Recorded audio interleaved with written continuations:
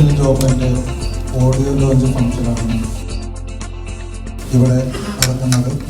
ഈ cinema October 7 release. തീർച്ചയായിട്ടും നിങ്ങളെല്ലാവരും ഈ സിനിമ കാണണം, കുടുംബമായി തന്നെ പോയി കാണണം. ഇതൊരു വലിയ വിജയമാക്കി തന്ന് ഞങ്ങളെ അനുഗ്രഹിക്കണം.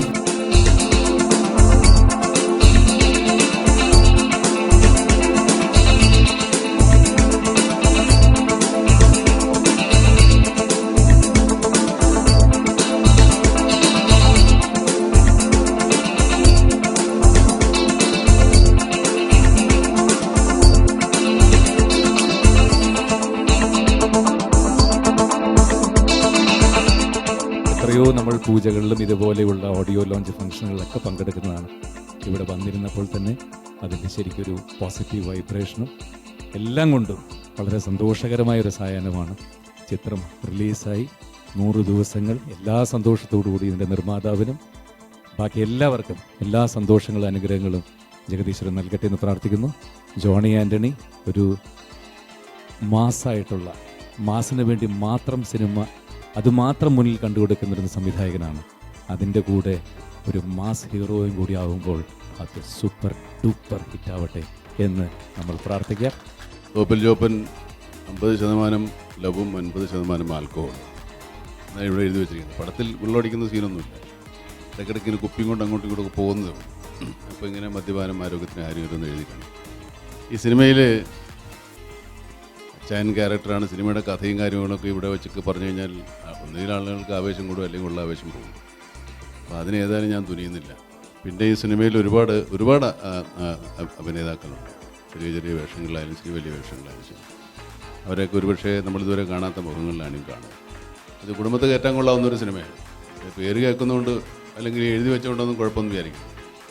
അപ്പോൾ കുടുംബത്തോടെ വരാം. നിങ്ങളുടെ കുടുംബത്തേക്ക് ഈ സിനിമ കൊണ്ടുപോയി കുടുംബത്തെ കയറ്റാൻ കൊള്ളാവുന്ന ഒരാളാണ് ജോപ്പൻ. അത് മനസ്സിൽ വെച്ച് സിനിമ കാണണം. പേര് തിരക്കട്ടില്ലല്ലേ? ജോപ്പൻ സിൽവർ മാസ് ടൈറ്റിലല്ലേ? ഈ തെലുങ്കന്മാർ പറഞ്ഞിട്ടുണ്ടെന്ന് ഈ മാസ് അതൊക്കെ ഇങ്ങോട്ട് വന്നോട്ടെ. മരണമാസ്, കൊലമാസ്. അപ്പോൾ സംഗതി കൊലമാസമായിരിക്കട്ടല്ലേ? ഗംഭീരമാവട്ടെ. ഞാൻ മമ്മൂക്കയോടൊപ്പം വർക്ക് ചെയ്യുന്ന 4ാമത്തെ സിനിമയാണ് തോപ്പിൽ ജോപ്പൻ.